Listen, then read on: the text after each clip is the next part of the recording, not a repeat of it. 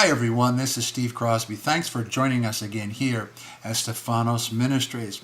I'd like to talk to you about the topic of revival. Revival is not strictly a biblical term, but it's a term used to describe God's gracious interventions in time and in history.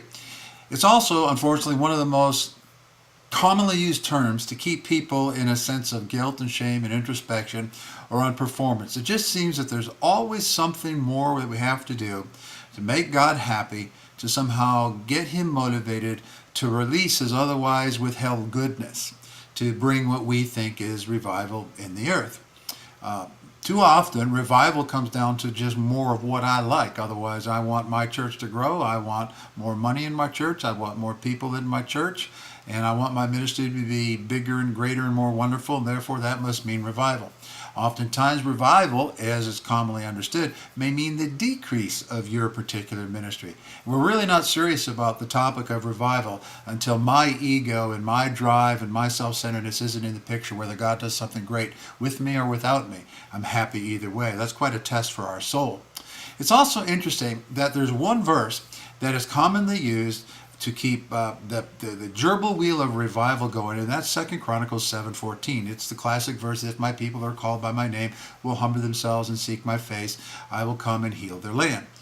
Over the years, as I've been around and been in different circumstances and different meetings, I've asked this question pretty much everywhere I've been over 40 years. Has anybody ever heard that verse taught in context? Normally there's not a single hand that goes up.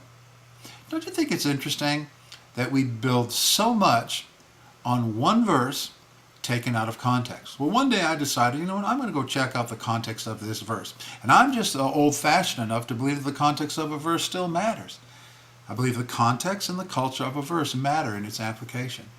Boy, was I surprised when I actually checked out the context of 2 Chronicles 7:14.